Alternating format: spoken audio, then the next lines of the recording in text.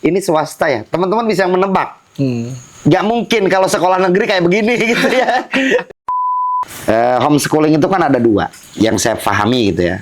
Ada homeschooling itu sekolah rumahan yang artinya anak-anak ini dikelola menjadi subjek pendidikan, bukan menjadi objek pendidikan, dikelolanya oleh orang tuanya. Ya. Dibantu oleh mungkin nanti fasilitator-fasilitator. Apa yang dibekali kepada anak-anak ya. Saya sebagai fasilitator tidak mengajarkan, hanya meneliti, hanya memperhatikan siapa. Tips buat apa ya? Bisa dikatakan metodologi lah mungkin untuk mengenali karakter dan potensinya anak. Dengan cara apa? Dengan Nggak, filsafat kalau di pertanyaan itu mungkin artinya mata pelajaran gitu. Iya benar. Padahal bukan mata pelajaran.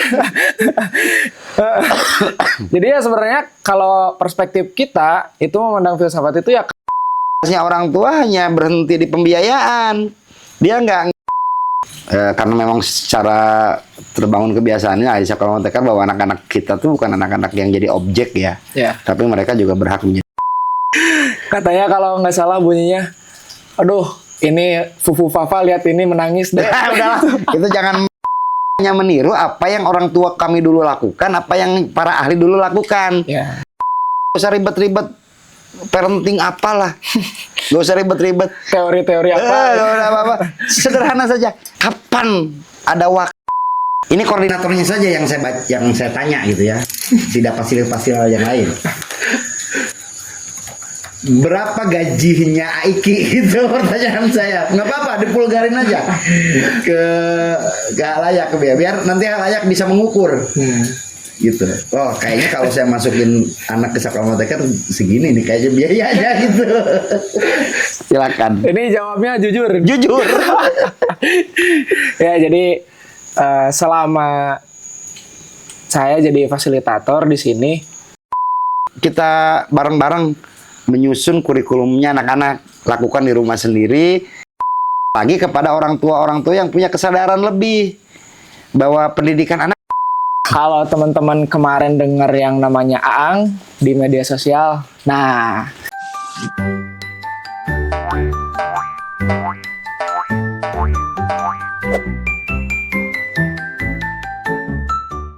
Oke, halo teman-teman semuanya, kembali lagi di Sekolah Motekar, ekosistem belajar yang menjadikan tekad, kemauan, dan kebersamaan sebagai modal belajarnya.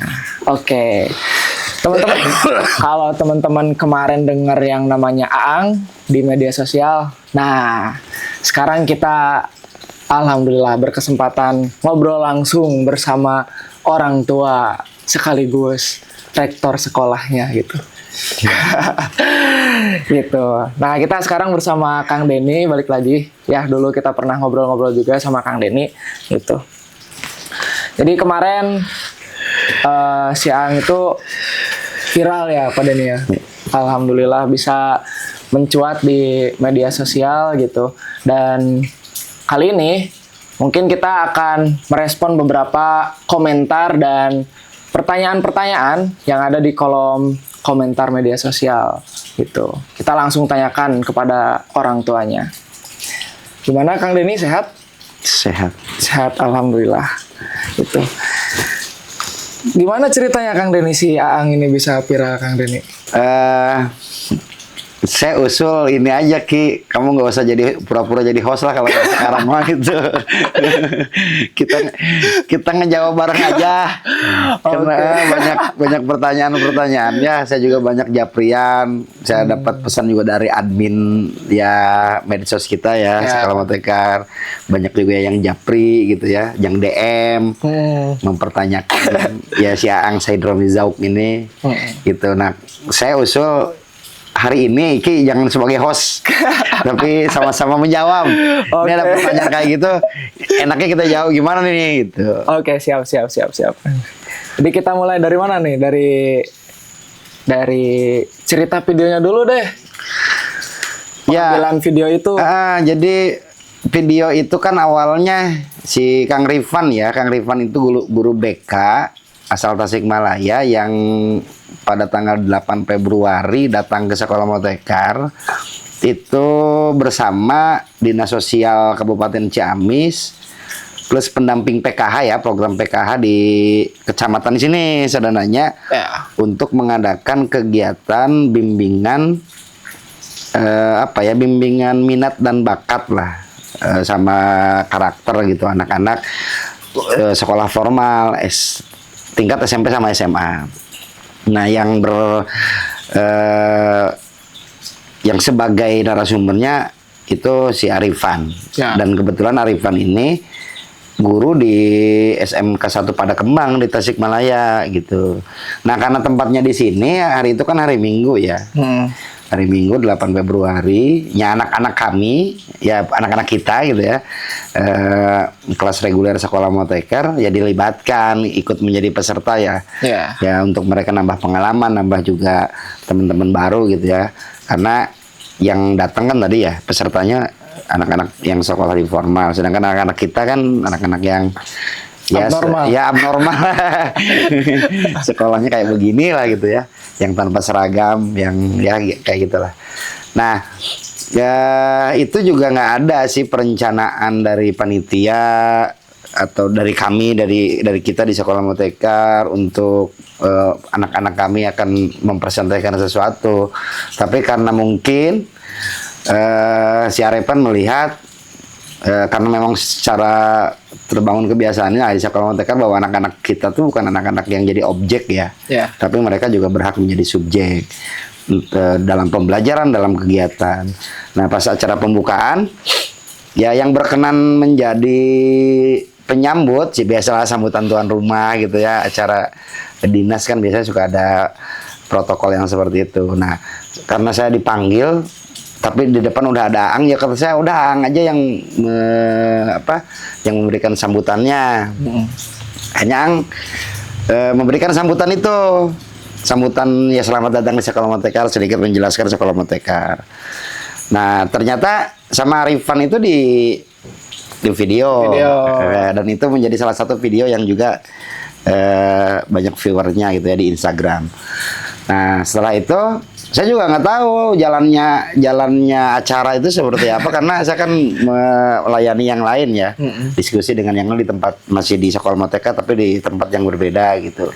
Nah, di akhir kegiatan si Aang itu menuliskan karena di Sekolah Motekar tidak hanya Aang ya, semua anak-anak yang riset kelas 4 SD tingkat kelas 4 SD ke atas itu kan udah punya risetnya masing-masing dan itu harus berhubungan dengan mimpi besarnya.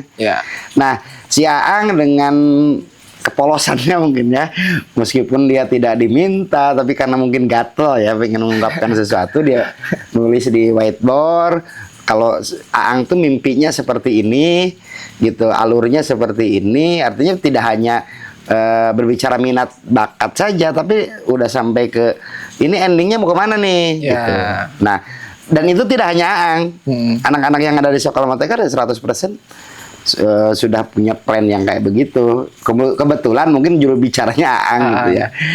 Nah, pada saat Aang, artinya jangankan H-1 di pas pelaksanaan saja itu tidak ada. Aang itu akan ngobrol, ada perencanaan Aang itu akan ngobrol gitu, tapi itu mah merespon apa yang ada di obrolan kegiatan diskusi. Nah, Aang menjelaskan yang itu yang paling viral ya, yang sampai hari ini melihat viewernya sampai 2,5 juta ya kalau di Instagram. Nah, itu Aang yang sedang menjelaskan ini secara natural, tidak pakai skrip, tidak ada pesanan orang dewasa gitu ya. Ternyata di video sama si Arifan. Nah, videonya itu malamnya diupload dan beberapa hari kemudian ya viral lah, dan banyak juga yang mencomot ya di akun yang lain, sampai ada di TikTok juga gitu. Nah, dari situ banyak akhirnya pertanyaan-pertanyaan. Ya, termasuk Aiki juga punya keresahan mungkin ini gimana cara menjawab pertanyaannya. Udahlah, akhirnya kita jawab bareng karena pertanyaannya juga lewat media sosial ya. Ya kita jawab juga dengan media sosial juga gitu. Kecuali yang bertanya serius dan pengen datang ya nantilah kita punya skenario apa selanjutnya gitu. Oke, jadi emang berawal dari situ dan emang tanpa perencanaan sebelumnya ya. Ya kalau yang sebelum-sebelumnya juga ada ya. Kayak sebelumnya kan sebelum tanggal 8 Februari, Aang tanggal 17 Januari kan ada Januari, di ya. itu juga tanpa skenario, ada Aang tiba-tiba waktu hadir di Mocopat Syafaat di Majelis Ma'iyah yang di Yogyakarta, Aang juga ke atas ya, itu dipanggil sama Mas Helmi sama Mas Har di atas panggung, dia juga berkelakar gitu ya. Sebelumnya ada gitu. Terus 8 hari seminggu setelah acara yang di sini, yang di yang tadi bersama Arifan, itu juga Aang juga berkesempatan juga ke Bogor, terus mampir ke Kenduri Cinta, ke Majelis Ma'iyah yang ada di Jakarta, karena memang rutin ya kalau bapaknya datang ke sana gitu. Ya kebetulan Bogor Jakarta tinggal mampir gitu. Hadir itu juga tanpa ada kontakan dengan pegiat Kenduri Cinta lah, atau panitia lah mungkin bahasa umumnya. Kaget gitu ketika Mas Abrang manggil Aang tiba-tiba maju ke panggung dan ya berceloteh lah di sana, ngobrol dengan khasnya gitu. Iya. Itu juga tanpa ada bekal dari orang dewasa apa yang harus diobrolkan gitu. Ya itu juga menjadi salah satu yang mengundang banyak tanya di komentar-komentar, terutama di YouTube-nya Kenduri Cinta ada ya. Iya. Oke. Jadi ada beberapa komentar nih, Kang Denny. Yang coba kita rangkum ya, ada jadi beberapa kelompok. Di antaranya ada yang kita sebut, mungkin kita mulai dari apresiasi dulu ya. Saya bacain satu-satu. Lahirnya generasi yang melek intelektual membuat saya menjadi optimis tentang Indonesia di masa depan. Terus, satu persatu generasi baru yang benar-benar baru mulai lahir di kampungnya para pejalan sunyi. Terus, Masya Allah, saat melihat Aang berbicara dengan tenang dan jernih di hadapan jemaah, saya langsung teringat Quran Surat Al-Ma'idah ayat 54 tentang generasi yang Allah cintai dan mereka mencintai Allah. Dulu, jemaah Ma'iyah diasuh dan dibimbing langsung oleh Mbah Nun. Kini ketika beliau istirahat, Allah seperti menunjukkan bahwa estafet itu tidak pernah kosong. Akan selalu ada generasi baru yang tumbuh dengan kecintaan kepada Allah dan keberanian menyuarakan kebenaran. Ada lagi. Masya Allah, 10 tahun menyala kamu nak, barokallah. Keren. Keren banget adek. Generasi emas banget nih. Terus, mantap. Ini generasi penerus yang cerdas. Semoga sehat, sukses selalu ke depannya, nak. Amin. Ini membahas generasi emas nih. Generasi emas, generasi leader di masa yang akan datang. Menyala generasi emas 2045, ternyata masih ada harapan. Masih ada. Di saat pendidikan sudah melahirkan generasi seperti ini, maka dipastikan generasi emas 2045. Namun sayang, belum banyak seberuntung engkau, Dik. Semoga terus bertumbuh generasi sepertimu. Kalau 80% anak-anak di Indonesia seperti ini, pola pikirnya bisa dipastikan sebelum 2045 Indonesia sudah menjadi negara maju, baik segi ekonomi dan intelektual. Terakhir, Indonesia tidak kekurangan orang cerdas, cuma kekurangan orang jujur. Nah, itu beberapa komentar yang kita filter lah, kita sortir gitu. Itu yang sifatnya apresiasi. Gimana itu Kang Denny? Ada tanggapan Kang Denny? Ya itu bonus lah. Alhamdulillah kami harus menyampaikan terima kasih ya ke para apresiator. Kepada para ya yang memberi wasilah ya udah pasti itu ya. Kami ucapkan terima kasih, bersyukur atas menjadi wasilah sampai ada apresiasi ini. Cuman jujur saja, ya apa yang kita lakukan ya, saya ngomongnya kita ya, bukan kami, tapi kita karena kamu juga harus bertanggung jawab gitu ya atas ini. Dulur-dulur yang ada di sini, khususnya di Sekolah Motekar, para pegiat semua gitu. Saya harus mengulang-ulang lagi memori ya, sejak kita awal mulai bergerak, terus merancang, terus ya mulai mengimplementasikan, dengan prinsip bikin jalan sambil jalan ya, nyen jalan sambil lempang. Kamu ingat-ingat lagi, kayaknya nggak ada deh perencanaan kita untuk apa yang kita lakukan untuk mendapatkan apresiasi-apresiasi tadi. Ya. Ya kita jalan-jalan aja gitu. Adapun hari ini banyak yang mengapresiasi dan itu juga bukan settingan kita gitu ya. Kita dari dulu memang sering ya, sering mendokumentasikan kegiatan, sering menyampaikan juga gagasan, sering juga dalam tanda kutip mungkin orang menganggapnya pamer gitu ya. Tapi bukan ke sana, bukan untuk mendapatkan tadi apresiasi yang tadi. Kita ya bergerak aja gitu. Jadi kalau tadi ditanya responnya bagaimana menanggapi apresiasi, ya kami bersyukur, cuman kami harus mengingatkan diri kami gitu dan menyampaikan juga kepada halayak bahwa apresiasi tadi itu sama sekali bukan menjadi target kami, tapi ketika ada ya itu yang kami syukuri lagi. Bonusnya ya Kang Deni ya. Bonus. Oke, dilanjut tadi ngobrolin soal Maiyah, kenduri cinta dan semua simpul Maiyah. Juga di sini ada nih di konten Yaang pas di kenduri cinta ada komentar. Mbah Nun pernah bilang akan digantikan dengan kaum yang lain. Mungkin adik ini salah satu benihnya. Ada lagi, Maiyah sejak dini. Terus, alhamdulillah Mbah, bibit-bibit yang panjenengan tanam mulai bermunculan. Terakhir, Maiyah, forum yang mencerdaskan dan menggembirakan. Oke, itu dari sesama jemaah Maiyah kayak Kang Deni. Gimana menurut Kang Deni itu? Kalau saya ngambil sebuah istilah dari Bali ya. Di Bali itu ada satu simpul Maiyah yang mau tidak mau harus kami akui gitu ya, bahwa di Ciamis ada kegiatan yang namanya Nuju Likuran dan itu udah 8 tahun terselenggara ya setiap tanggal 27. Itu gagasannya juga salah satunya gagasan dari apa yang dilakukan di teman-teman di Bali gitu ya. Nah di Bali itu simpul Maiyah namanya Masuisani. Maiyah sumur ilmu sawah nilai kan gitu ya. Nah Maiyah tadi kalau pertanyaannya apa kaitannya, itu sebenarnya sudah ada di konten sebelumnya ya, tentang apa itu Sekolah Motekar. Nah ini kebetulan teman-teman saya juga harus menyampaikan, dibuka aja lah link yang konten sebelumnya mengenai apa itu Sekolah Motekar.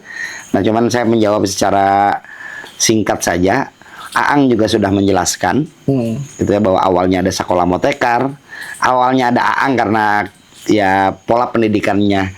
Jadi yang ada di Sekolah Motekar itu hasil dari konsolidasi lintas komunitas. Kami bertemu juga dengan Sanggar Anak Alam Yogyakarta. Kami bertemu sekolah warga gitu ya. Gagasan-gagasan sekolah warga itu dari Gerakan Anak Bangsa. Gerakan Anak Bangsa itu ya 100% murid-muridnya Mbah Nun gitu, Cak Nun. Artinya mereka yang suka maiyahan. Nah, sekian banyak yang disampaikan oleh Mbah Nun itu ya kita rumuskan dan itu menjadi tips-tips kehidupan. Bagaimana pendidikan, bagaimana ekonomi, bagaimana pergerakan dan seterusnya. Nah, di antara tips itu ada yang menjadi modal gerakan kami di Ciamis gitu. Jadi secara cikal bakal gagasan memang dari Mbah Nun gitu, dari Maiyah. Walaupun secara kontribusi saya harus menyampaikan juga ini kontribusi banyak pihak, tidak hanya Maiyah gitu ya. Cuma yang menjadi trigger ya Maiyah ya. Kami juga ada kolaborasi dengan pegiat budaya, termasuk dengan politisi. Ya politisinya jangan diartikan politisi yang yang umum ya. Nah, itu ya, dan bisa melakukan ini karena ya tradisi kita mempertahankan nilai di Maiyahnya kuat lah gitu. Ya. Gitu. Nah, selain komentar-komentar itu, ada juga kemarin yang komentar yang agak nyeleneh gitu. Apa?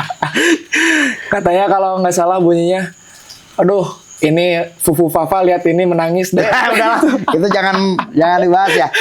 Itu di antara banyak komentar saya juga baca ya. Iya. Karena si Kang Ripan ini, si Arifan ini nge-tag juga akun saya di Instagram. Iya. Nah kan setiap ada komentar ada notifikasi ya. Nah, ada notifikasi itu ketika saya bacanya ya itu ya tadi apresiasi pertanyaan gitu. Ada juga yang membuat saya ketawa gitu. Cuman saya nggak pernah, nggak ada satupun yang saya balas gitu ya. Yang itu membandingkan Aang dengan bapak ya manggilnya. Iya, bapak wakil presiden gitu ya. Nah, itu mah silakan teman-teman saja dulu saya yang menilai lah. No comment. Ya no comment lah.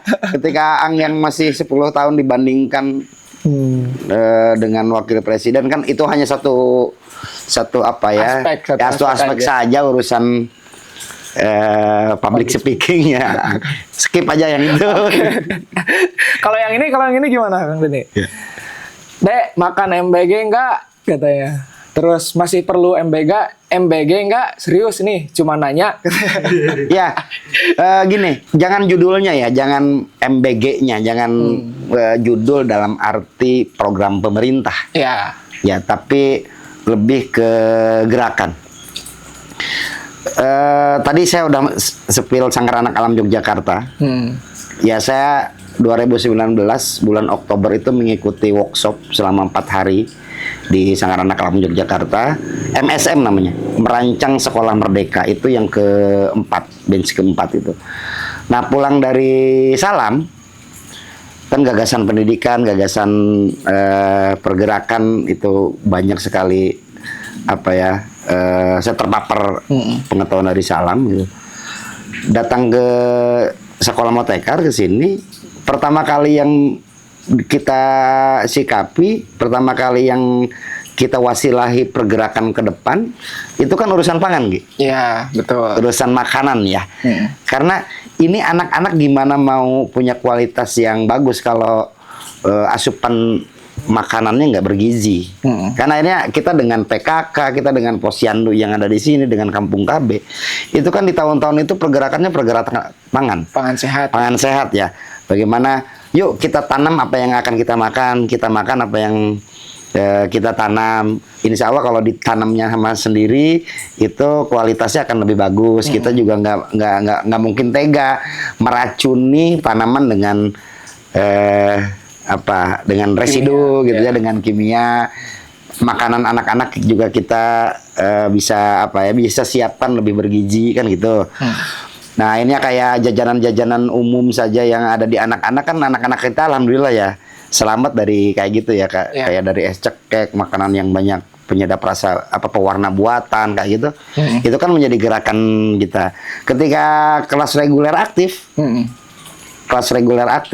ya makanan bergizi di Sekolah Motekar itu menjadi prioritas juga. Ya. Ya makanya bahasa si Aang kan gitu, celotehannya. Aang itu ngomong kayak gitu karena sering mendengarkan kita ngobrol kan. Kita ngobrol, Bapak Prabowo masih kampanye. Kita kan sudah menjalankan itu, bahwa anak-anak kita harus mendapatkan gizi yang bagus untuk pendidikannya. Maka ketika ada MBG ini kan kita, wah ini keren nih, pemerintah keren, negara keren nih, menyiapkan anak-anak kita supaya menjadi anak-anak yang bergizi gitu, makanannya yang sehat gitu, secara judul program, kan gitu. Cuman kalau pertanyaan yang barusan MBG-nya dalam arti project pemerintah yang dibuat, enggak. Ya. Karena kami udah menjalankan itu sebelum Pilpres malah ya. Sebelum itu. Ya, jauh sebelum itu kami sudah menjalankan itu gitu. Nah, praktisnya setiap hari orang tua yang anak di sekolah di sini ya gotong royong bikin menu untuk anak-anak. Ya. Nah, anak-anak mendapatkan asupan gizi. Cuman maaf, bukan dari SPPG lah gitu, bukan dari dapur yang ada di kami, karena kami tidak masuk skema itu. Gitu. Jadi apakah tadi pertanyaannya anak kami mendapatkan MBG? Kalau MBG-nya gerakan, oh iya. Kalau MBG-nya project, Nggak, saya nggak berani ngikutin Tio ya, menyebutkan maling berkedok gizi. Nggak, itu bukan tema kita gitu. Bukan ranah kita. Bukan ranah kita. Makan bergizi gratis. Ya, kami melakukan itu, tapi bukan programnya pemerintah, bukan proyeknya pemerintah. Oke, jadi jelas ya teman-teman, kita secara esensi kita pakai makan bergizi gratis itu. Nah, Mungkin ada tambahan Kang Denny. Kalau nggak salah dulu Pak Toto juga pernah ngobrol. Jadi salah satu misi dari adanya makan bersama itu justru adalah mempererat ikatan emosional Betul. antara fasilitator, orang Betul. tua dan murid. Iya, Jadi itu betul. tujuannya. Ya, ya. Jadi bukan cuma makannya gitu ya yang diperhatikan, ikatan emosionalnya juga karena kita kan basisnya kekeluargaan, komunitas gitu. Oke, nyambung nih berkaitan dengan sekolah. Nah, ada beberapa teman-teman juga yang berkomentar tentang sekolah. Nah, saya bacain. POV, bakat yang dikembangkan. Kalau sekolah biasa bakat gak bisa diekspresikan, gak bisa dikembangkan. Ini bagus nih, jadi bukan lagi bakat terpendam, tapi disalurkan. Terus, siapa gurunya ya? Usia 10 tahun diajarin filsafat. Terus ini hasil kalau anak usia dini memang yang pertama dilatih motorik kasar atau halus, sosial emosional, bahasa dulu bukan langsung menulis dan membaca. Jadi kayak gini nih anaknya, cerdas. Ada lagi, sekolah tanpa kelas tapi berkelas.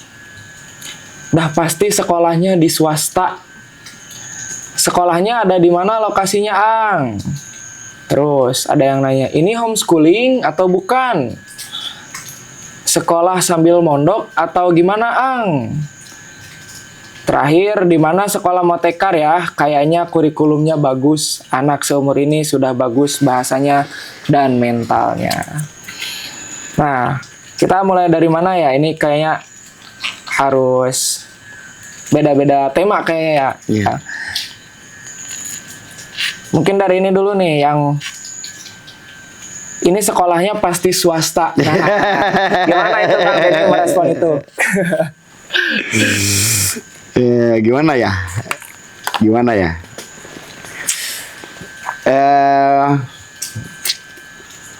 Ini bisa tadi ya. Apa itu sekolah motekar itu dibuka lagi di akun di konten sebelumnya. Apa itu sekolah motekar dibuka lagi sama dulu semua. Saya malah begini Ki. Karena tadi juga di awal saya udah menyampaikan ya. Kamu jangan jadi host gitu ya. Kamu ya. Jadi teman-teman saya perkenalkan ya. Kalau teman-teman mengikuti ini, kalau teman-teman dulur-dulur mengikuti apa YouTube-nya Kenduri Cinta yang kemarin mempostingkan si Aang, itu yang secara eksplisit disebutkan oleh Aang, saya itu ada yang menemani dan disebut yang menemaninya adalah Aiki. Nah ini kan orangnya. Nah ini Aiki ini boleh ya dikatakan Aiki ini mulai pertama di sekolah motekar ketika mengimplementasikan kurikulum merdekanya Sanggar Anak Alam Yogyakarta berbarengan dengan kakaknya Aang, Kahlil. Nah akhirnya Aiki satu menjadi fasilitator tapi juga menjadi peserta pertama kelas reguler di sekolah motekar ya tahun 2020. Akhirnya karena pengalaman hidupnya per 2024 ya kita mulai menerima murid dari keluarga yang lain ya, karena awalnya kan ini kan kayak keluarga lah gitu ya. Anaknya Denny WJ yang pertama nggak disekolahin, nurun ke anaknya yang kedua, diikutin anaknya yang ketiga, mulai jadi anak bawang gitu ya. Nah secara gagasan memang orang tuanya Aang itu ya punya gagasan itu, tapi kan secara praktis sih Ki, saya mah kelinci percobaan. Tapi secara praktis yang menemani Aang sehari-hari itu kan Iki. Oke, saya jawab dulu secara kelembagaan tadi ya. Ini swasta ya. Teman-teman bisa menebak. Gak mungkin kalau sekolah negeri kayak begini gitu ya. Sekolah negeri itu saya salut. Mereka harus taat. Mereka harus patuh. Mereka harus mengikuti apa ya aturan dari sananya. Gitu. Sedangkan kan gayanya kami di sekolah motekar ya tadi juga disebutkan kita punya ngikutin workshop MSM merancang sekolah merdeka, artinya sekolah kita sekolah yang merdeka. Merdeka bukan berarti tanpa aturan, tapi kita memerdekakan diri dari aturan yang nggak pas dengan anak-anak lah gitu. Nah bagaimana praktisnya? Kamu yang jawab gitu. Kalau yang ini kayaknya mungkin di bayangan si komentarnya penanya swasta itu sekolah yang mahal gitu ya. Kan biasanya di luar-luar yang namanya sekolah swasta sekolah mahal, sekolah elit, sekolah yang punya gebrakan tentang kurikulum dan lain-lain gitu mungkin. Nah tapi mungkin kalau sekolah Moteker itu nggak bisa disamakan juga sama sekolah swasta yang itu gitu. Karena kita ya basisnya komunitas gitu. Itu dulu mungkin Kang Denny. Untuk ngerespon swastanya dulu. Biar tidak terlalu dalam. Sekolahnya ada di mana? Ada di Ciamis. Nah ini nyambung. Ini sekolahnya homeschooling. Nah itu gimana Kang Denny? Ya mungkin bisa juga dituduh kita sekolah rumahan gitu ya. Cuman mohon maaf ini kebetulan sekolah Moteker juga sudah bersilaturahmi ya, udah terjaring kemarin sampai ikutan juga di Bogor ya di bulan Juli 2025 bertemu dengan JPA, Jaringan Pendidikan Alternatif, yang salah satu keanggotaannya lah gitu ya. Selain Sanggar Anak Alam Yogyakarta, ada Erodio dari berbagai, ada sekolah rimba gitu. Juga ada semacam asosiasi homeschooling. Nah, saya di forum itu agak ngeh gitu. Ini versi tangkapan saya ya, nanti dulu boleh mengkoreksi.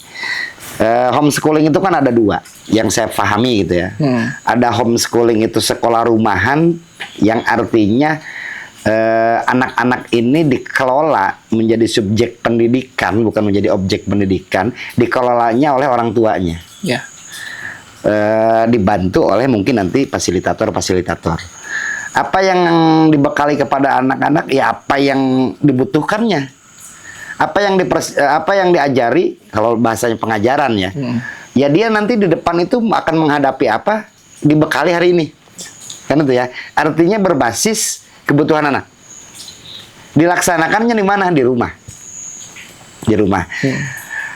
Karena mungkin ada orang tua yang sibuk dan seterusnya, akhirnya membuat komunitas. Bagaimana ditumbuh kembangkannya bareng-bareng dengan orang tua yang lain. Itu juga masih homeschooling. Tapi ada juga homeschooling yang jatuhnya kayak privat. Dia tetap menggunakan kurikulum nasional, artinya sekolah. Bedanya yang homeschooling ini gurunya datang ke rumah, diajari pelajaran-pelajaran yang sama dengan kurikulum nasional, kurang lebih gitu. Nah, teman-teman bisa nebak kalau sekolah Moteker kira-kira kalau homeschooling yang mana? Iya. Kan gitu. Karena memang dilaksanakannya di rumah ya. Karena ya sekolah Moteker ini kebetulan jaraknya cuma 0 sekian meter dengan rumah kami gitu ya. Nah, 2024 baru kami membuka, karena kami udah dapat NPSN ya, nomor pokok sekolah nasional, artinya sama seperti Sanggar Anak Alam Yogyakarta, benderanya ya yang kami gunakan PKBM, paket artinya kami, karena kami juga memperhatikan bagaimana administrasi peserta didik di sini, akhirnya kami mempersilahkan orang tua yang lain yang mau bareng-bareng, jadi bahasanya bareng-bareng ya, bareng-bareng dengan kami menumbuh kembangkan anak bersama-sama.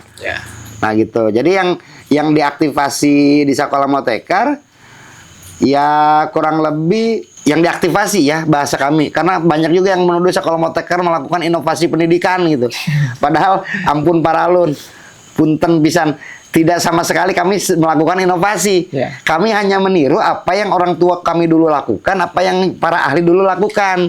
Yang paling track dekatnya ya Sanggar Anak Alam Yogyakarta. Tapi Sanggar Anak Alam Yogyakarta juga mengakui bahwa apa yang dilakukan di Sanggar Anak Alam Yogyakarta itu besar kaitannya dengan apa yang dilakukan juga sama Ki Hajar Dewantara. Ya ada asa si asu yang ingin saya jawab kaitan dengan pertanyaan tadi. Ya sekolah Moteker mengaktifasi trisentra pendidikan yang dibawa oleh Ki Hajar Dewantara. Trisentra pendidikan itu sekolah, rumah, sama komunitas. Ya rumahnya rumah keluarga ya, sekolahnya sekolah Moteker, komunitasnya ya komunitas pegiat-pegiat sekolah Moteker. Artinya anak-anak kami di sini dibesarkan harus dengan 3 hal tadi. Jadi orang tua tidak hanya ngasih biaya, hanya ngasih kayak naro pakaian kotor gitu ya. Nih saya nitipin pakaian kotor pulang ke rumah harus sudah dalam keadaan bersih kan, nggak seperti itu. Jadi akhirnya setiap anak itu dalam tanda kutip diserbu oleh komunitas, oleh keluarga, oleh sekolah gitu. Nah yang belum pikir respon itu ya bagaimana sampai anak usia 10 tahun ini sampai mendapatkan capaian yang seperti itu. Nah kan kalau secara gagasan saya udah capek nih dari tadi langsung gagasan. Praktisnya Ya gitu teman-teman.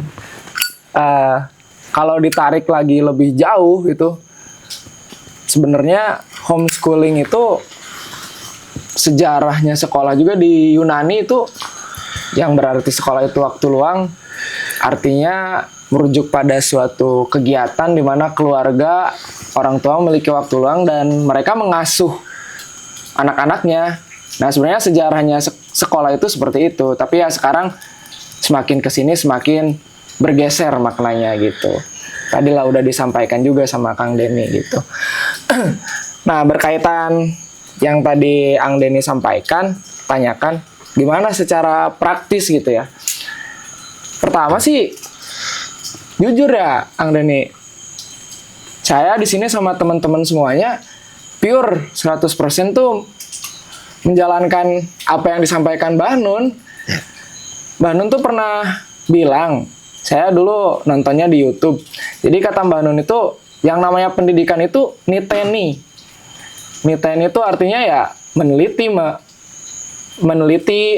memperhatikan lah kurang lebih itu. Jadi saya sebagai fasilitator tidak mengajarkan, hanya meneliti, hanya memperhatikan siapa? Yang memperhatikan anak-anak. Dengan cara apa? Dengan cara bermain, dengan cara berinteraksi dengan mereka gitu. Nah, dari situlah, dari cara kita memperhatikan, kita bisa tahu anak ini punya kecenderungan apa, punya potensi apa, punya bakat apa gitu. Nah, itu hal yang paling dasar yang selalu kita lakukan, dan itu tidak hanya di awal, itu selalu berlanjut, continue gitu. Meneliti niteni itu selalu berlanjut karena ya namanya perkembangan anak juga selalu bertambah gitu. Jadi orang tua gimana? Orang tua porsinya di mana? Orang tua juga sama niteni, sama-sama meneliti. Nah, kalau misalkan orang tua kan lebih banyak punya waktu sama anak kan di rumah. Kalau fasilitator di sekolah. Orang tua sama-sama niteni, fasilitator juga sama niteni. Mereka semua punya data tentang siapa? Tentang anak. Nah, data-data itu lalu kita rembugkan, kita satukan data-data itu. Saya ikut bantu ya. Karena saya sebagai orang tua. Orang tua. Jadi dalam 1 minggu itu kita punya waktu ya. Satu minggu itu 1 kali bertemu antara sekolah, fasilitator dengan orang tua kan. Ya. Apa yang ada di forum itu mungkin bahasa gaulnya gibah ya. Kita menggibah anak-anak ya. Menggibah. Ya itu, aduh nanti ada yang goreng lagi. Ya kita membahas anak-anak kita ya. Anak-anak di rumah ngapain, anak-anak di sekolah ngapain, nanti apa yang tercapture sama orang tua, apa yang tercapture oleh fasilitator. Contoh misalnya, kemarin si Kahlil misalnya, dulu waktu di awal-awal ya, si Kahlil itu main-mainnya dia bermain naik terus ke pohon kelapa, udah kan ada pohon kelapa. Itu kata fasilitator, berapa kali kan gitu. Oh iya sama, saya juga sebagai orang tua sering kayak gitu. Ada kan kita kan rembukan ya.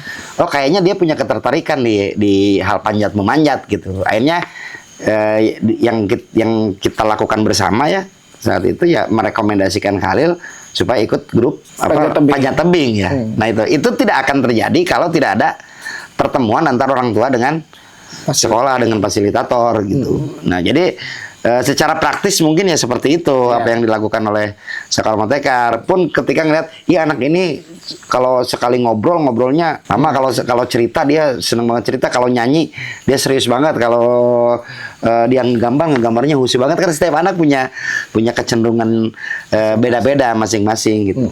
Iya, kalau si Aang dulu ketahuan dia seneng ngobrolnya tuh pas umur berapa? 5 tahun kalau nggak salah. Ya. 5 tahun dulu di kebun. Nah, kita lagi berkegiatan nyangkul. Si Aang anak bawang ya. Si Aang anak bawang anak itu. bawang itu ya anak yang belum waktunya sekolah tapi ikut-ikutan sekolah lah gitu ya. Nah, kita kan lagi nyangkul. Aang bingung. Aiki aku ngapain katanya gitu. Dikasih cangkul. Berat dia nggak bisa. Akhirnya, udah lah videoin nih di sini ngevlog gitu. Nah, itulah pertama kali si Aang ngevlog gitu waktu di kebun. Videonya masih ada sampai sekarang di sini. Itu. Nah, ya balik lagi ke tadi, pola yang kita lakukan adalah rembug gitu, trisentra kalau tadi kata Ki Hajar Dewantara. Nah, itu yang nggak ada di sekolah formal atau sekolah-sekolah lainnya gitu. Jadi, ada sebenarnya. Oh, ada. Di sekolah lain juga sekolah umum ya negeri itu ada komite sekolah. Oh iya benar. Ada kan benar. orang tua. Cuman kalau tetangga saya bilang enggak, kita bertemu nanti kok kalau ada pengumuman mau jalan-jalan kemana harus iuran berapa, perhitungan berapa gitu. Karena nggak itu hari lah hari. Jadi pasti yang berhubungan dengan uang kalau. Terus ada satu lagi teman-teman tips buat apa ya? Bisa dikatakan metodologi lah mungkin untuk mengenali karakter dan potensinya anak. Dengan cara apa? Dengan cara bermain. Itu. Jadi kalau dulu saya penelitian gitu ya, ada salah satu filsuf dari barat, dia mengatakan manusia akan sebenar-benarnya menjadi manusia ketika dia bermain gitu.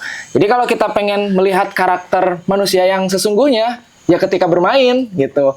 Kan yang sering curang kelihatan kalau lagi bermain mah yang punya bakat lari dan lain sebagainya juga kelihatan, gak mungkin setengah-setengah gitu. Jadi kalau lagi main mah. Nah, itu mungkin salah satu tipsnya, dan itu juga kita udah jadi gerakannya kita Sekolah Motekar ya Kang, permainan tradisional itu. Ya, dan kalau apa yang disampaikan sama Iki tadi saya yang menyampaikan itu kurang sah. Kenapa? Karena yang saya alami dan yang saya lakukan itu berbeda dengan yang Iki lakukan gitu ya, sama alami. Ini bukan disclaimer ya. Ya saya melegitimasi apa yang disampaikan Iki ini benar gitu.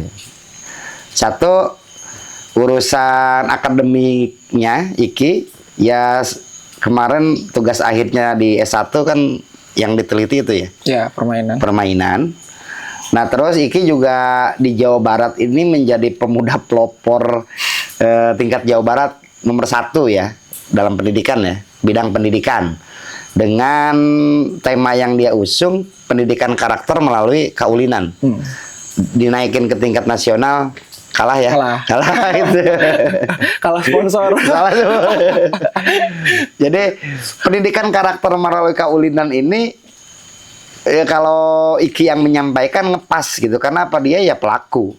Dia sampai punya bukti akademiknya, dia udah punya bukti prestasinya ketimbang saya gitu. Nah, terus di Sekolah Motekar tempatnya kami beri nama ini Lembur Kaulinan. Ya. Lembur Kaulinan Cibunar. Lembur itu kampung, kaulinan itu permainan. Ya artinya tempat bermain. Dicocokologikan dengan apa yang dilakukan Ki Hajar Dewantara gitu ya. Taman siswa. Gitu. Artinya kan taman siswa namanya juga taman. Artinya kan tempat bermain. Karena memang prosesnya seperti itu. Anak usia dini dalam hitungan kami kan sampai umur 9 tahun ya. Artinya kelas 1 SD, kelas 2 SD itu di mata kami di sini di Sekolah Motekar secara praktis ya kami kategorikan sebagai anak usia dini yang belum saatnya dia dieksploitasi akalnya gitu ya. Yang belum saatnya dia untuk dikasih sesuatu dengan drilling. Ya kami ajak bermain saja. Ya produknya salah satunya Aang kan. Aang itu kalau Aang apalagi ekstrim, dia belum pernah sama sekali PAUD, dia belum sama sekali TK, dia belum pernah mendapatkan mata pelajaran alfabet gitu ya, A B C D E F gitu, 1 ditambah 1 belum pernah ya. Tapi ya kemampuan membacanya, berhitungnya, bahkan dia juga udah mulai menulis. Itu ya teman-teman, kalau nggak percaya silahkan datang aja ke Sekolah Mutikan untuk membuktikan ya kemampuan Aang. Karena apa? Karena ketika Aang di usia dini tadi, yang kami lakukan adalah menemani Aang bermain.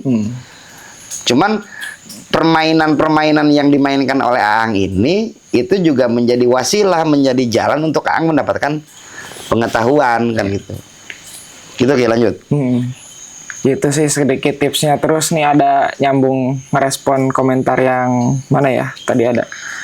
Siapakah gurunya? Usia 10 tahun diajarkan filsafat. Nah, saya kira apa ya ini? Miskonsepsi aja tentang filsafat itu. Orang banyak menyangka kalau filsafat itu pelajaran yang apa ya? Yang ekstrim dan lain-lain. Enggak, filsafat kalau di pertanyaan itu mungkin artinya mata pelajaran itu. Iya benar. Padahal bukan mata pelajaran. Jadi ya sebenarnya kalau perspektif kita itu memandang filsafat itu ya kerangka berpikir. Ya anak mana yang nggak harus diajarkan berpikir gitu. Ya simpel aja sih itu jawabannya. Jadi kalau kita memandang filsafat itu bukan mata pelajaran, bukan hal-hal yang di luar nalar lah atau apa. Ya kita memandang filsafat itu sebagai cara berpikir, kerangka berpikir. Mbah Nun juga sering bilang cara pandang, jarak pandang, lingkar pandang. Sebenarnya itu aja sih yang kita temenin sama anak-anak itu. Nah, terus ada lagi nih Kang Denny tentang parenting. Komentar-komentarnya. Saya bacain. Kalimat apa ya yang diucapkan ibunya ketika mengandung anak ini? Super brilian, Masya Allah. Terus, public speakingnya bagus banget, parentingnya keren banget orang tuanya. Salut banget, penasaran gimana parentingnya. Subhanallah Aang, sampai terpukau. Spill dong mamanya Aang, kok sehebat ini dalam mengeksplor Aang, keren. Ini parentingnya gimana ya? Keren banget public speakingnya. Bahkan yang udah dewasa pun belum tentu bisa berbicara seperti ada ini. Kualitas kayak gini kuncinya ortu, guru, dan lingkungan. Nah itu udah dapet ya. Udah kejawab tadi. Terakhir nih, dia terbiasa karena lingkungannya menghargai. Nah pas banget nih. Meskipun gak ada emaknya, sama bapaknya aja dijawab. Gimana Kang Denny responnya? Ya tadi sebagian sudah dijawab ya, sebagian juga ada juga tadi yang udah pernyataan tadi ya, orang tua, guru, sama lingkungan gitu. Walaupun tidak ada diksi guru sebenarnya di Sekolah Merdeka, tapi anak-anak karena mereka juga bisa menghargai sekecil apapun wasilah ya. Tetap dalam hatinya atau dalam ungkapannya, meskipun judulnya fasilitator, ya mereka tetap aja mengakui sebagai guru. Dibuktikan dengan ketika Hari Guru Nasional ya, mungkin mereka iri ya ngelihat guru-guru di tempat lain yang diapresiasi sama murid-muridnya. Akhirnya mereka juga tanpa di setting sama orang dewasa di sini membuat hadiah ya untuk fasilitator yang ada di sini gitu. Artinya meskipun judulnya fasilitator dia mengakui sebagai guru gitu. Nah, saya menegaskan kembali bahwa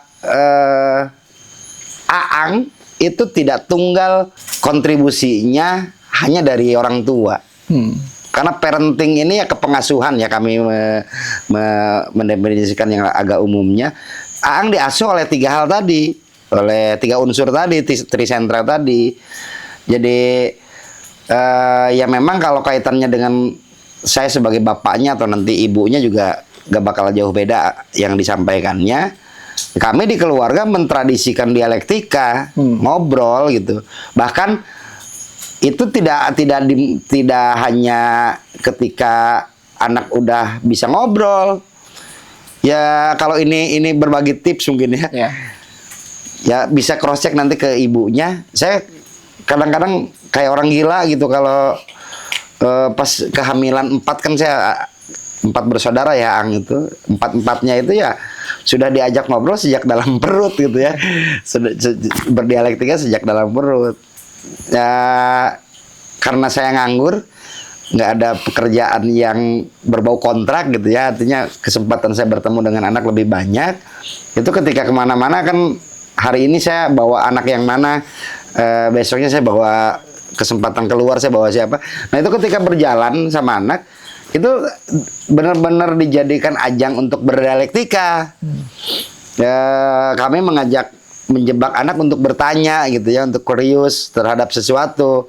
Ngelihat ini dia tanyakan apa, ngelihat ini dia tanyakan apa. Sampai ingat gak waktu Kahlil masih kecil, Aang masih kecil, kan dilabeli sama kita Bani Israel ya, karena terlalu banyak bertanya gitu. Nah, dan yang ditanyakan ini ya itu pancingannya peristiwa, eksplorasi matanya, eksplorasi telinganya. Nah, kami komunitas kami di sini yang menjebak anak untuk mendapatkan berbagai peristiwa, untuk mengalami berbagai peristiwa. Nah dari sanalah pengetahuan itu masuk gitu. Termasuk ya nasihat-nasihat ya. Jadi nggak ada spesial sih sebenarnya dalam parentingnya gitu. Ya cuman kenapa ini banyak sekali yang aneh, gitu ya, yang menganggap ini aneh. Ya artinya karena banyak yang tidak melakukan. Kan saya berkaca ke peristiwa-peristiwa yang lama saja.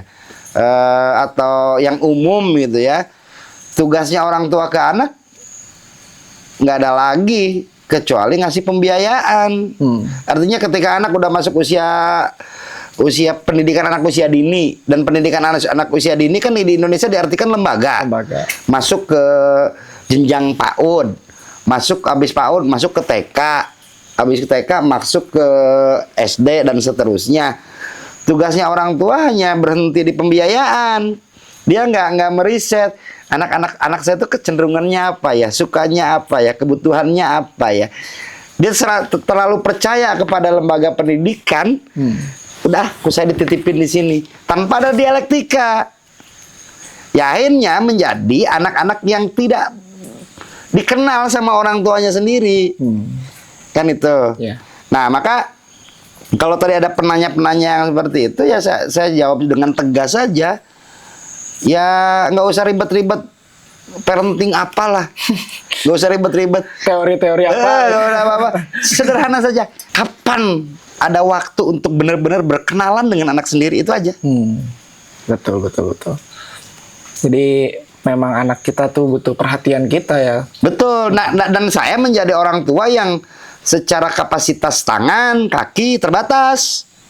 Apalagi yang unsur-unsur kreativitas ya. Nah, contoh, anak saya punya ketertarikan di musik loh. Sedangkan bapaknya itu main kecrek ya. Main kecrek aja fals. Saya kalau nyanyi aja nggak enak gitu ya. Saya nggak punya dalam ini fisik saya ini nggak kebagian tuh. Kemampuan untuk berkesenian nggak, apalagi ibunya pernah punya dapat doktrin alat musik haram gitu kalau dimakan. Kedua orang tuanya anak saya nggak punya kapasitas sama sekali dalam bermusik. Tapi kami sebagai orang tua kenal sama anak saya seneng musik. Siapa yang menyelamatkan? Ya komunitas. Ya tadi ya, karena ada dukungan dari komunitas. Di komunitas kami ada yang jago musik, akhirnya anak kami didampingi untuk bermusik gitu Aiki. Jadi itu ya teman-teman, polanya bisa diingat, nggak usah ribet-ribet, nggak usah terlalu banyak referensi buku teori apa tentang parenting, sederhana aja, bikin pola komunikasi yang baik dengan anak gitu. Dialektika tadi kata kuncinya gitu. Nah mungkin kita masuk ke sesi penanya terakhir nih, Kang Denny. Ya. Bagian administrasi. Saya bacain. Cara kesananya gimana ya, Kak? Bisa sendiri nggak? Atau perlu pakai undangan? Terus, yang kedua, Daang, nama sekolahnya apa ya? Dan di mana? Saya ingin daftarin anak saya. Itu, Kang Denny. Kalau nggak salah kemarin juga di Instagram ada yang banyak nge-DM, ada yang pengen kesini dari luar kota kebanyakan. Iya. Dari luar kota. Sama. Itu gimana Kang Denny? Ya, saya pengen bertanya dulu ke Aiki ya, untuk menjadi tanggap menjelaskan ke halayak gitu ya. Banyak juga yang tidak tercapture ya. Kalau ke saya ada yang menanyakan biaya. Daftar biayanya berapa gitu. Oke. Yang saya tanyakan gini, biaya itu untuk apa? Itu pertanyaan yang kedua. Pertanyaan yang pertama, ini kan begini, di sekolah moteker ini secara hierarki mungkin ya kalau disamakan dengan lembaga yang lain itu, ada ketua. Teman-teman terlanjur menyebutnya rektor. Ya, apalagi dulu yang ada di Ciamis, saya disebut rektor. Padahal itu bukan jabatan struktural ya. Karena dulu waktu membangun ini saya yang paling tua mungkin. Terus rumahnya ada di sini. Akhirnya katakanlah kalau umumnya disebutlah sesepuh. Jadi kami ini saya sesepuh di sekolah moteker ini. Yang merawat gagasan, yang merawat ketersambungan satu sama lain gitu. Nah, yang bareng dengan saya adalah teknisi. Teknisi itu jangan diartikan yang tidak punya gagasan, bergagasan juga, cuman secara teknis dia yang menangani ini. Dan yang teknis kan Iki ya, sebagai penanggung jawab kurikulum di sekolah moteker, penanggung jawab di fasilitasi anak-anak bermain. Ini koordinatornya saja yang saya tanya gitu ya, tidak fasilitasi yang lain. Berapa gajinya Aiki itu pertanyaan saya. Nggak apa-apa, dipulgarin aja ke halayak biar nanti halayak bisa mengukur.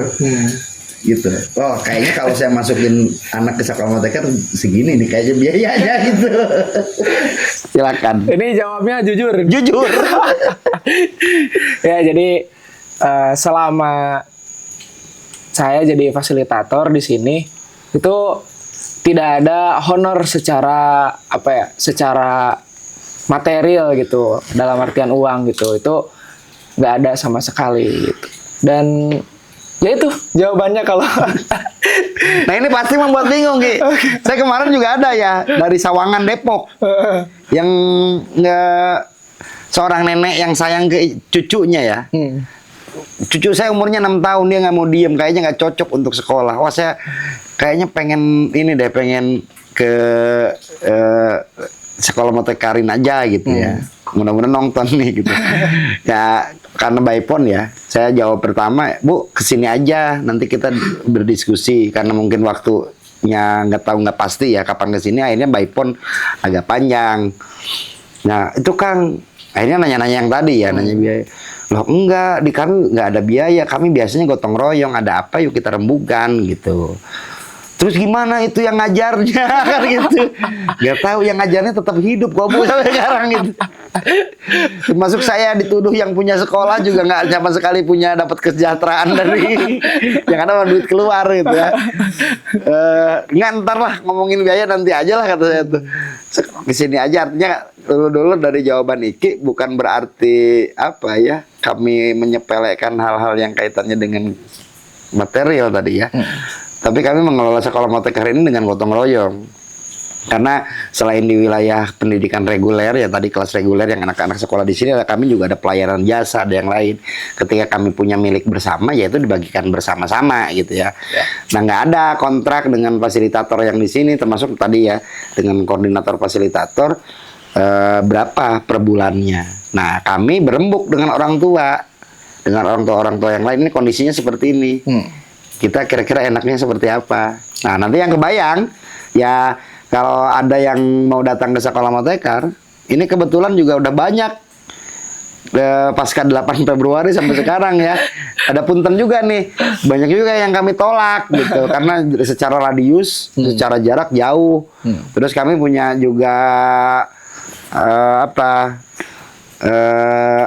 pendapat lain, apalagi kalau anaknya usianya usia dini ya, usia sekolah dasar gitu ya, yang seharusnya anak sama orang tuanya ini malah dititipkan ke kami dengan jarak yang sangat jauh, itu kan asrama ya, pengasramaan. Kami juga nggak tega gitu. Nah karena saya juga harus jujur ya, bahwa Sekolah Moteker ini tidak punya target untuk memperbanyak, untuk menjadi lembaga yang banyak muridnya, yang lembaganya besar gitu. Tidak itu yang kami targetkan. Tapi kami punya usulan bagaimana setiap orang tua, setiap anak itu berhak untuk mendapatkan pendampingan kepengasuhan yang baik dari orang di sekitarnya. Siapa orang di sekitarnya yang tadi? Dari orang tuanya, dari lingkungannya, termasuk dari sekolahnya. Banyak juga dulur-dulur kami yang dia di sekolah formal ya, datang ke Sekolah Moteker. Ya kami juga mengusulkan hal yang sama. Yuk dampingin anak-anak, coba gerakannya jangan hanya gerakan administratif, jangan ini, tapi benar-benar melihat anaknya gitu. Nah, beberapa dulur-dulur yang datang ke sini sebelum tadi ya, penanya-penanya tadi, termasuk yang penanya-penanya, saya jawab, ini apa yang dilakukan Sekolah Moteker bisa kok dilakukan di rumah masing-masing. Kalau mau, sok datang ke Sekolah Moteker. Kita training ya, kita sharing. Nih kami kasih secara gratis nih toolsnya. Yuk tinggal dipelajari. Ini bisa. Jadi kalau ya orang Ciamis mah ya radius kecamatan yang ada di kami misalnya atau katakanlah jarak 10 kilo dari kami, mungkin agak masih logis mau sekolah di sini untuk anak usia dini gitu ya. Kecuali yang tingkat SMP atau SMA boleh lah, tapi itu juga harus panjang dialektikanya dengan orang tua yang menitipkan anaknya di sini. Nah, untuk yang jauh-jauh ya kami tawarkan seperti itu. Yuk kita bareng-bareng menyusun kurikulumnya anak-anak, lakukan di rumah sendiri. Siapa yang nanti di setting ya menjadi pendamping anaknya gitu. Nah, ada juga yang sampai ke teknis, kata saya langsung aja, satu follow akun yang ada di Sekolah Moteker, yang kedua follow juga Sanggar Anak Alam Yogyakarta. Nah, karena kalau Sekolah Moteker kan belum punya produk berupa buku ya. Nah, untuk gagasannya silahkan di Sanggar Anak Alam Yogyakarta banyak bukunya. Buku yang wajib harus dibaca pertama kali adalah Sekolah Biasa Saja. Kalau pengen nanti ke praktis, yang kedua sekolah apa ini? Kan itu yang sering kami sampaikan. Kenapa? Karena kami pun memulai dari situ kan. Memulai kelas reguler ya. Dari gagasan dari Pak Toto, melalui buku Sekolah Biasa Saja, kita workshop ke Salam, melihat praktisnya seperti apa, ada buku sekolah apa ini, kita breakdown, kita implementasikan di anak-anak. Akhirnya pendidikan di Sekolah Moteker ya berbasis riset anak, yaitu gagasannya dari Sanggar Anak Yogyakarta. Jadi itu yang kami jawab, sekaligus menjawab ke dulur melalui ya konten kali ini. Jadi boleh silahkan tertarik datang ke Sekolah Moteker untuk mendaftarkan anaknya di Sekolah Moteker. Cuman itu akan panjang, dialektika kita akan panjang, tidak 100% akan diterima. Apalagi kepada orang tua yang punya kesadaran lebih bahwa pendidikan anak nggak bisa hanya difasilitasi administratifnya saja. Anak-anak saya harus berkembang, anak-anak saya harus sesuai dengan dirinya, anak-anak saya harus jangan meninggalkan tradisi keluarganya, anak-anak saya jangan sampai tercerabut dari akar tanahnya, kan gitu. Kalau ada orang tua yang punya kesadaran itu, kayaknya udah nggak butuh Sekolah Moteker deh. Dia cuma butuh bagaimana mempraktekkan, bagaimana punya keberanian untuk mempraktekkan di rumahnya masing-masing. Kan gitu ya? Nah, kami akan senang sekali kalau ada yang seperti itu. Justru dengan adanya seperti itu, kami bakal banyak saudara gitu. Seperti Salam dulu. Salam kan begitu ya.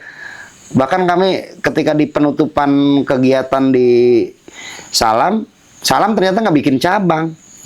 Dan nggak punya sama sekali ketertarikan keinginan untuk mendirikan cabang. Tapi kalau banyak tumbuh Salam di tempat lain, ya Salam banyak saudara, ya termasuk kami, bukan hanya saudara, murid mungkinnya muridnya Salam. Kami pun punya kebutuhan yang sama gitu dengan Salam. Bagaimana banyak dulur-dulur kami di banyak tempat, di banyak titik melakukan hal yang sama gitu. Supaya apa? Supaya hak pendidikan anak-anak itu ya tidak melulu di wilayah administratif lah gitu. Bahwa mereka punya hak untuk dikembangkan, punya hak dengan tumbuh yang ideal lah begitu. Gitu lagi. Jadi belaganya mah mungkin kayak gini ya Kang Denny. kayak logika laundry tadi. Ya. Seberapapun kita dibayar Ya. gitu, kalau nggak ada dialektika, nggak ada kontribusi atau nggak ada perencanaan dari orang tua, keluarga gitu, Ya. kita nggak bakal nerima gitu. Betul, betul. Logika. Terus hal yang agak nggak enak ya, kita kan sekarang punya 11 ya, 11 siswa reguler di Sekolah Matekar. Punten ya, yang 11 saja energinya lumayan ya. Apalagi kalau diperbanyak gitu. Bukan berarti kami menolak gitu ya. Ya. Bukan kami menolak, karena di yang 11 itu tadi kan udah di-spill ya sama Iki. Iki aja nggak dapat apa-apa secara materi ya, secara keuangan nggak dapat apa-apa. Termasuk ya kami juga sebagai sesepuh di sekolah wakil juga nggak, yang ada malah keluar. Tapi orang tua yang datang ke sini yang 11 anak itu, kenapa kami terima? Karena deal ya, deal untuk mengembangkan anak-anaknya bareng-bareng. Ya. Gitu ya, bukan menitipkan, melempar begitu saja gitu. Nah, dulur-dulur yang tetap kekeh pengen anaknya di sini, ya kami nggak bisa nolak. Asalkan gitu ya, Cok, kita ngobrol panjang lebar lah gitu mengenai anaknya masing-masing. Oke ya, kalau persoalan ijazah mah nggak usah khawatir, kita juga udah siap ya. Kita jadi anak-anak kita di sini bakal dapat ijazah juga, begitu. Itu mungkin Kang Denny respon komentar dan pertanyaan teman-teman di sosial media gitu. Insya Allah, mohon maaf teman-teman, ada banyak sekali, ada komentarnya juga ribuan, dan kita hanya mengambil sampel beberapa saja. Jadi mohon maaf kalau ada komentar teman-teman yang belum kita respon. Mungkin lain waktu kita bisa merespon di lain kesempatan gitu. Barangkali Kang Denny ada hal yang mau disampaikan terakhir buat teman-teman. Sejauh ini kami belum pernah menolak kehadiran siapapun datang ke sini ya. Kalau bahasa celotehan yang sering disampaikan di live di sini gitu, jangankan manusia, iblis aja kalau mau berbuat kebaikan bareng-bareng, ayo ke sini kan itu. Jadi yang datang ke Sekolah Matekar alhamdulillah ya, ada untuk kepentingan riset, ada yang untuk kepentingan akademik gitu ya, ada yang untuk kepentingan program, ada pemerintah juga, politisi juga datang ke Sekolah Matekar. Ya kita nggak pernah menolak dengan siapapun, kita bersaudara gitu ya, berdialektika. Jadi teman-teman dulur-dulur jangan ragu untuk ya komunikasi saja dengan kami kalau misalnya mau ke sini. Nanti di sini menyesuaikan lah, nanti yang dulur-dulur butuhkan informasi tentang kami apa gitu. Begitu aja. Oke. Itu mungkin teman-teman, hatur nuhun pisan Kang Denny waktosna segala rupina gitu ya. Oke, mungkin itu teman-teman yang bisa kita sampaikan, yang bisa kita respon. Mohon maaf sekali lagi atas semua kekurangannya. Mudah-mudahan respon dari kita-kita ini bisa membantu. Kalau kurang cukup membantu, silahkan datang aja ke sini. Kita 25 jam ada di sini. Gitu. Oke. Sekian dari kami. Wassalamualaikum warahmatullahi wabarakatuh. Hatur nuhun.